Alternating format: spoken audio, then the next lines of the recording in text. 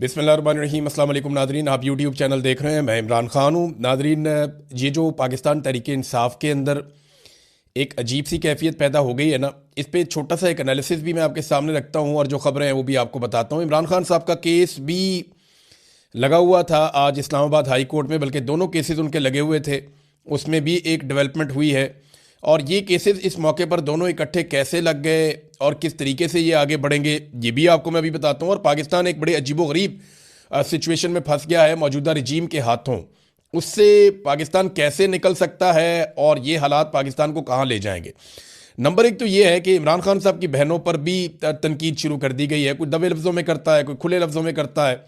कुछ आर्टिकल उनके खिलाफ लिखवाए जा रहे हैं, कुछ उन्हें डिक्टेटर करार दिया जा रहा है। देखिए, इमरान खान साहब की जो बहनें हैं वो सिर्फ अपने भाई के लिए जाती हैं हर जगह पे। ये बात सबको अंडरस्टैंड करनी पड़ेगी। उनका पॉलिटिक्स है, वो दे डैम केयर कि जनाब ये जो पॉलिटिकल पार्टी है पीटीआई वो क्या करती है क्या नहीं करती। उनके दिमाग में ये है कि हमारा भाई बाहर निकलना चाहिए, उसके लिए वो किसी से भी लड़ाई कर लेती हैं। इमरान खान साहब जो भी उन्हें कहते थे, अब वो बजाय ये सोचे कि इसके नताइज क्या होंगे, वो बाहर आके बोल देती थी।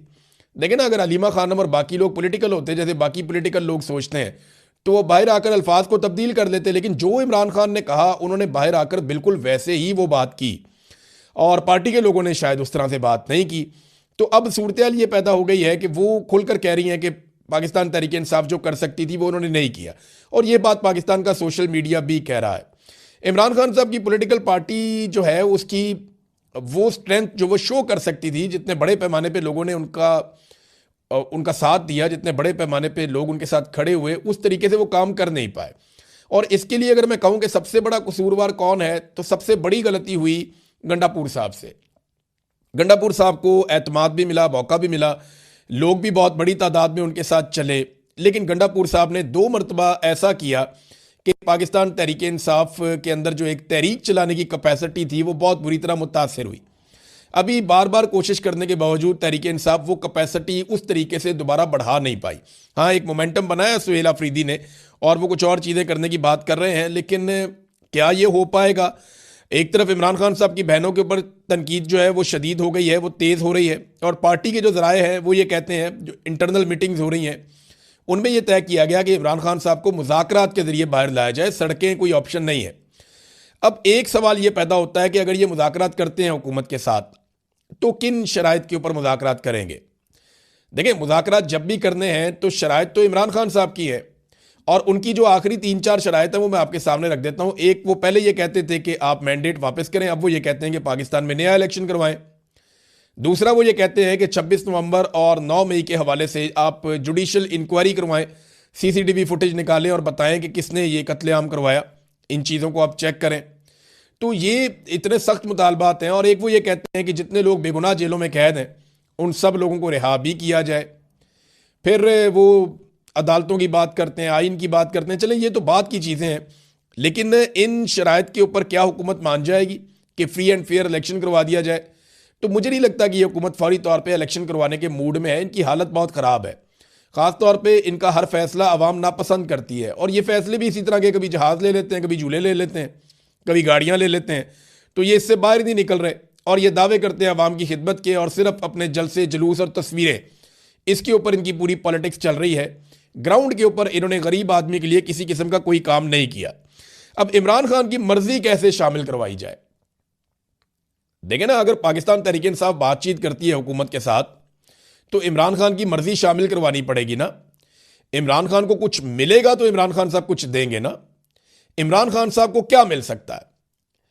देखें, जेल से बाहर आने के लिए इमरान खान साहब क्या कुर्बान कर सकते हैं? क्या वो इस हुकूमत को तस्लीम कर सकते हैं अगले 3 सालों के लिए कि यह हुकूमत रहे? तो इसका जवाब है कि ये तो मुझे तो समझ नहीं आ रही कि इमरान खान साहब ये कबूल करेंगे। करना होता वो पहले कर लेते।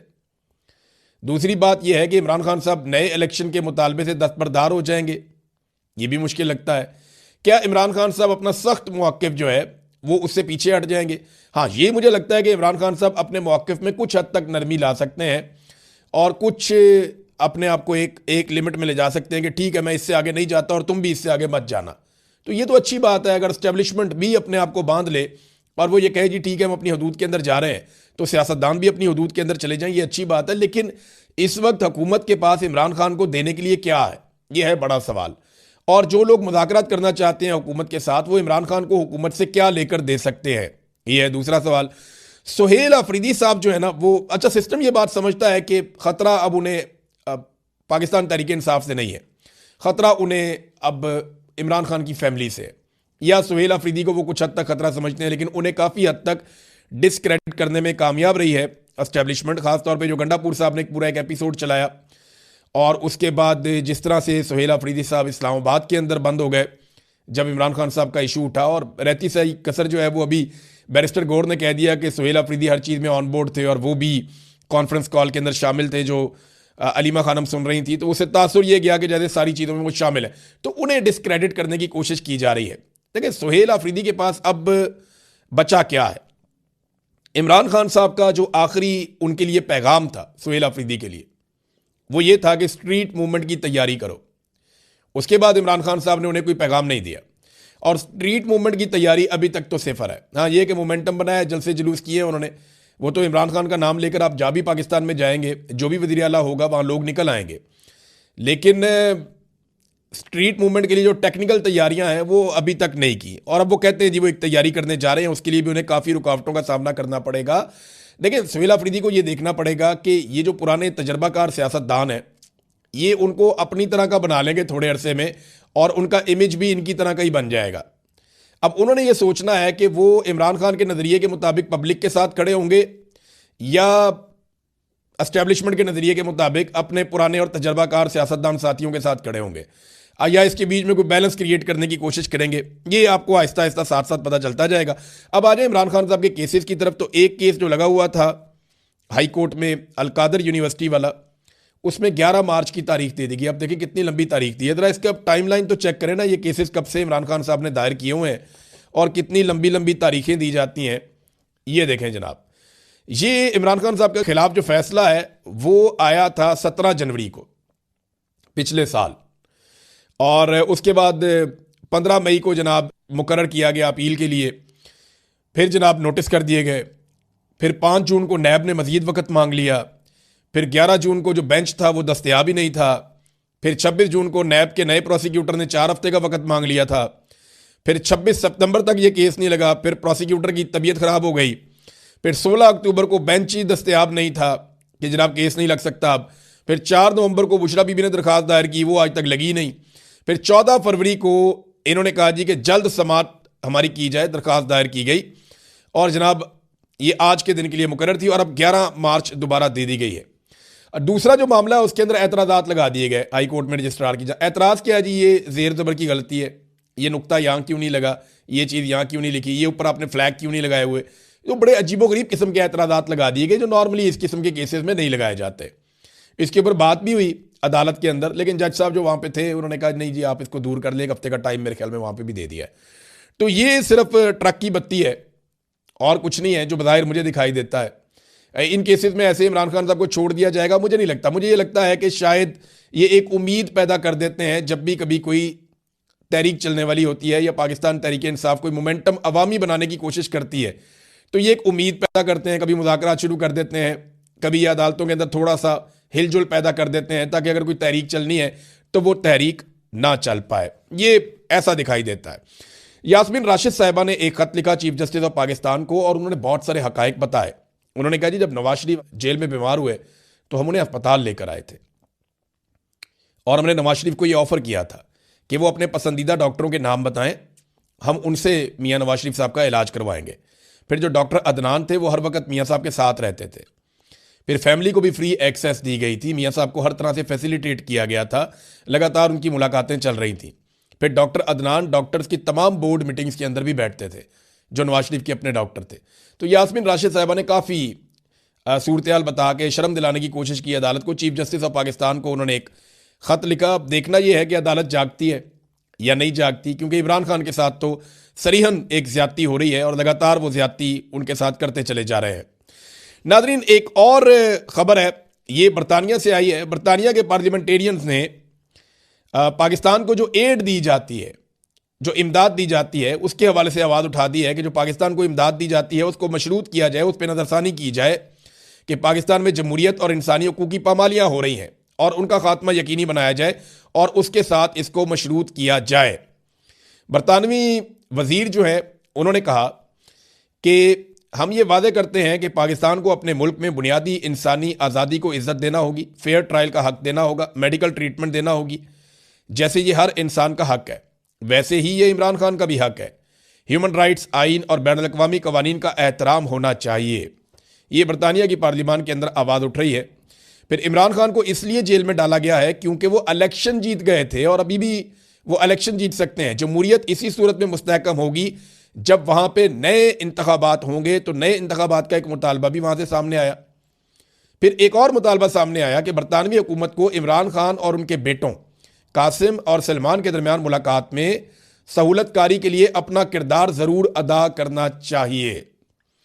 तो नाज़रीन, ये है सूरत हाल। इमरान खान की बहन ने कहा, लीमा खानम ने, कि जिस तरह से इमरान खान साहब की आंख ख़राब हुई है, बहुत सारे डॉक्टरों ने हमसे रब्ता किया है और उन्होंने हमें बताया कि इसकी एक वजह यह भी हो सकती है कि इमरान खान साहब को स्लो पॉइजनिंग की जा रही है, यानी उनको रफ्ता रफ्ता जहर दिया जा रहा है। इसलिए अब हम इमरान खान का ज़ाती मुआलिज और फैमिली की मौजूदगी में एक काबिल ज़िक्र अस्पताल जो है शिफा इंटरनेशनल अस्पताल, वहाँ से मुकम्मल मुआयना करवाना चाहते हैं। ये जनाब इमरान खान साहब की फैमिली की दरख्वास्त है जिसके ऊपर बिल्कुल अमल दरामद नहीं किया जा रहा, इसको सुना नहीं जा रहा। अब नाज़रीन आ जाए पाकिस्तान की एक और जो इकनॉमिक सूरत हाल है उसके ऊपर एक बड़ी अलार्मिंग चीज़ सामने आई है और IMF ने एक मुतालबा भी किया है। IMF ने यह मुतालबा किया है कि UAE से जो पाकिस्तान ने $2 अरब लिए हुए हैं, कर्जा लेकर रखा हुआ है अपने कौमी खजाने में, उसको कम से कम 1 साल के लिए रोल ओवर करवाया जाए और वो कर्जा कम से कम 1 साल तक UAE को पाकिस्तान वापस ना करे। और ये जो वफद है इन्होंने बताया जी कि ये जायज़ा वफद है। इन्होंने कहा जी कि UAE का $2 अरब डिपॉजिट 1 साल के लिए रोल ओवर ना होने पर बड़े हालात ख़राब हो सकते हैं और पाकिस्तान के लिए मुश्किलात पैदा हो जाएंगी। पाकिस्तान ने यकीन दहानी करवाई है कि हम करवा लेंगे। देखिए, UAE ने $2 अरब का जो कर्जा है उसको पहले 1 महीने के लिए और फिर 13 फरवरी को 2 महीने के लिए रोल ओवर किया था। पाकिस्तान ये कोशिश करेगा कि कम से कम 1 साल का टाइम मजीद मिल जाए। अभी जो टाइम है पाकिस्तान के पास वो अप्रैल के मिड तक का टाइम है और अगर उसके बाद देखें बजट आ रहा है और अगर बजट में IMF ने हाथ खींच लिया या मजीद कड़ी शराइत लगा दी तो ये हुकूमत मजीद मुसीबत में पड़ जाएगी। अवाम को कोई रिलीफ नहीं दे पाएगी बल्कि अवाम की कमर ये मजीद तोड़ देंगे। तो UAE से उनको मनाना बहुत ज़रूरी है और उनको मनाने के लिए आपको पता है फिर बहुत सारों को मनाना पड़ेगा। UAE जो है वो अपने पैसे को इस्तेमाल भी कर सकता है, उसको खित्ते के अंदर अपनी इजारादारी का बड़ा आजकल UAE का एक ट्रेंड चल रहा है। वो सूडान के अंदर भी मुदाखलत है उनकी, लीबिया के अंदर भी, सोमाली आइलैंड में भी और यमन के अंदर भी, और सऊदी अरब इस मामले पे नाराज़ भी है UAE से कि वो ये काम ठीक नहीं कर रहे, बल्कि उसका उन्होंने इजहार भी किया है। तो UAE जो है वो अपना एक बहुत तगड़ा उन्होंने एक अपना सतून खड़ा कर दिया है और पाकिस्तान के लिए प्रॉब्लम ये है कि वो $2 अरब उनसे रोल ओवर करवाने हैं या कोई और पाकिस्तान को ये पैसा दे दे। तो अब पाकिस्तान इसके बदले में किस किस्म का कंप्रोमाइज़ करेगा ये देखना पड़ेगा। देखिए, बांग्लादेश में जब इनकलाब आया ना तो उसके बाद डॉक्टर मोहम्मद यूनुस को लाया गया। डॉक्टर मोहम्मद यूनुस आए और 18 माह तक वो वहाँ पे रहे और फिर उन्होंने इलेक्शन करवा दिए। अब एक नई हुकूमत बन चुकी है, लेकिन इन 18 महीनों में डॉक्टर मोहम्मद यूनुस ने जो मेहनत की उसके नतीजे में बांग्लादेश के जो ज़र मुबादला के ज़खायर हैं, जो कौमी ख़जाना है उनका, उसमें $9.5 अरब का इजाफा हुआ, यानी 50% इजाफा उन्होंने 18 महीनों में कर दिया। ये काबिल लोग। देखिए, पहले हसीना वाजिद थी, मिलिट्री एस्टेब्लिशमेंट थी। जैसे ही बांग्लादेश की जान छूटी वहाँ की घटिया मिलिट्री एस्टेब्लिशमेंट और हसीना वाजिद से, तो क्या हुआ, वहाँ $9.5 अरब के 50% उनके ज़र मुबादला के ज़खायर बढ़ गए। और पाकिस्तान में क्या हुआ, घटते ही गए घटते ही गए। जो इमरान खान साहब ने $16 अरब पे छोड़े थे वो इन्होंने हालत ये कर दी है कि $12 अरब तो इस वक्त दोस्त ममालिक के पड़े हुए हैं और बहुत थोड़े से पैसे पाकिस्तान के अपने हैं और ये रोल ओवर के लिए मिन्नतें और तरले करते जा रहे हैं। वर्ल्ड बैंक के जो आदादो शुमार है ना, देखिए वर्ल्ड बैंक का भी तो एक मेयार है ना गुरबत का। तो वर्ल्ड बैंक का जो मेयार है, अगर उसके मुताबिक आप ये देखें कि पाकिस्तान में कितने लोग गुरबत की लकीर से नीचे ज़िंदगी गुजार रहे हैं, तो आप हैरान हो जाएंगे। लगभग आधे से ज़्यादा लोग, यानी कुछ इकोनॉमिस्ट तो ये कहते हैं कि 60% पाकिस्तानी गुरबत की लकीर से नीचे ज़िंदगी गुजार रहे हैं। अगर आप वर्ल्ड बैंक के बनाए हुए मेयार के मुताबिक देखें तो 60% पाकिस्तानी गुरबत की लकीर से नीचे जा चुके हैं। नाज़रीन, जहाज़ वाली जो कहानी है जो बड़ी सुबकी का बायस बनी पंजाब हुकूमत के लिए, मिनिस्टर ने बहुत झूठ बोला, तो बिलाखिर इंफॉर्मेशन मिनिस्टर ने काफ़ी झूठ बोलने के बाद सच बोल दिया और ये करार दे दिया कि जहाज मरियम नवाज का है, और साथ ही ताना दे दिया बिलावल को कि अगर बिलावल सिंध हुकूमत के जहाज में इधर उधर फिर सकता है तो फिर मरियम नवाज या पंजाब हुकूमत जहाज क्यों नहीं ले सकती, तो मरियम की भी मर्जी है। देखें, अब ये तो बिलावल के साथ भी ज्यादती है। अगर मरियम नवाज की बेटी है तो बिलावल आसिफ जरदारी का बेटा है, तो फिर बिलावल को भी गल्फ स्ट्रीम का जहाज लेना चाहिए, उसे भी इसी तरह का एक लग्जरी जहाज चाहिए। वैसे इंडिया के किसी वजीर आला के पास या हुक्मरान के पास गल्फ स्ट्रीम का जहाज नहीं है, हालांकि पाकिस्तान से बहुत बड़ी इकॉनमी है वो, लेकिन उनके हुक्मरान इतने अय्याश नहीं है जितने पाकिस्तान के हुक्मरान अय्याश हैं। नाजरीन, मोदी का जो दौरा है उस पर थोड़ी सी बात कर लेते हैं हम जाते जाते, क्योंकि ईरान के ऊपर अटैक बहुत करीब आता जा रहा है। जिनेवा के अंदर जो मुज़ाकरात हुए हैं उसके बावजूद धमकियां अमेरिका की जारी हैं, वो फुल दबाव ईरान के ऊपर डाल रहे हैं कि बहुत बड़ी जंग आप पे मुसल्लत कर दी जाएगी और ईरान में रजीम तब्दील कर दिया जाएगा। ईरान जंग से अवॉइड करना चाहता है, लेकिन जंग उसके ऊपर मुसल्लत हो चुकी है ऑलमोस्ट। या तो उन्हें अमेरिका की सारी शराइत माननी पड़ेगी या फिर उन्हें जंग के लिए तैयार रहना पड़ेगा। अब नरेंद्र मोदी ने दौरा किया है इजराइल का, और इतने पुरजोश हैं नरेंद्र मोदी के, उन्होंने कोई 1 दर्जन ट्वीट कर दिए इस दौरे को लेकर, बार बार ट्वीट। और ये एक बड़ा ज़बरदस्त ताल्लुक है इसराइल का और भारत का, ये पाकिस्तान के खिलाफ भी कई मरतबा इस्तेमाल हुआ है। देखिए, पाकिस्तान ने डोनाल्ड ट्रंप तक जाने के लिए मोहम्मद बिन सलमान के लिंक को इस्तेमाल किया था। और एक बात मैं आपको बता दूं कि पाकिस्तान के सऊदी अरब के साथ शानदार ताल्लुकात हैं, बेहतरीन ताल्लुकात हैं, लेकिन मौजूदा हुक्मरानों से जो इस वक्त रजीम है पाकिस्तान में, उनसे इस वक्त की सऊदी हुकूमत कुछ ज़्यादा खुश नहीं है। ये मैं आपको आज कह रहा हूं ना, ये मुस्तकबिल में साबित हो जाएगा। आप सबको बहुत अजीब लगेगा, लेकिन आप पिछले चंद दौरे उठाकर देख लें, आपको कुछ चीज़ नज़र आएगी। बस आप गौर करते जाएं, कुछ दिनों में आपको बहुत सारी चीज़ें नज़र आएंगी। मैं ज़्यादा कहना नहीं चाहता क्योंकि 2 मुल्कों के ताल्लुकात का मामला है, तो पाकिस्तान और सऊदी अरब के ताल्लुकात तो शानदार हैं, वो हमेशा रहेंगे। लेकिन इस वक्त के सऊदी हुक्मरान, पाकिस्तान के मौजूदा हुक्मरान जिनमें एस्टेब्लिशमेंट भी शामिल है, उनसे कुछ ज़्यादा खुश नहीं है और वहाँ पे एक सर्द मोहरी देखने में आ रही है। बहरहाल, हमने जब पाकिस्तानी एस्टेब्लिशमेंट ने, आसिम मुनीर ने, शहबाज शरीफ ने ताल्लुक बनाना था डोनाल्ड ट्रंप से, तो मोहम्मद बिन सलमान के लिंक से ये लोग आगे बढ़ते हैं। उधर जब मोदी ने अपने मामला ट्रंप के साथ सीधे करने हैं तो नेतन्याहू को वो इस्तेमाल कर सकते हैं, और नेतन्याहू ये कैपेसिटी रखता भी है क्योंकि डोनाल्ड ट्रंप नेतन्याहू को बहुत ज़्यादा अपने करीब रखता है, और डोनाल्ड ट्रंप और नेतन्याहू ऐसा लगता है जैसे कि एक सिक्के के 2 रुख हैं, वो एक दूसरे को बहुत सपोर्ट भी करते हैं। तो ऐसे में नेतन्याहू के लिए ये मुश्किल नहीं होगा। जो मोदी ने नेतन्याहू के साथ टाइम गुजारा है, तो इसका मतलब है कि डोनाल्ड ट्रंप के साथ भी उनके मामला ठीक होने वाले हैं। तो क्या इसमें पाकिस्तान के लिए अच्छा होगा, बुरा होगा? देखें, हर एक मुल्क को अपना हक है कि वो खुलकर अपने ताल्लुकात बनाए। इंडिया भी अमेरिका से ताल्लुकात बना सकता है, पाकिस्तान भी बना सकता है, लेकिन नॉर्मली जब पाकिस्तान और इंडिया जैसे ममालिक होते हैं जो एक दूसरे की मुखालफत में होते हैं, तो इन चीज़ों का एक दूसरे पे असर ज़रूर पड़ता है। और याद रखिएगा, मोदी जख्मी है, मोदी को मार पड़ी हुई है, उसके तैयारे गिरे और डोनाल्ड ट्रंप ने उसकी बहुत बेइज्जती की है। तो पाकिस्तान को बड़ा विजिलेंट रहना पड़ेगा इस हवाले से कि मोदी से आप कुछ भी आप उससे एक्सपेक्ट कर सकते हैं। लिहाजा we have to be very careful. अब तक के लिए इतने, अपना ख्याल रखिएगा, अपने चैनल का भी। अल्लाह हाफ़िज़।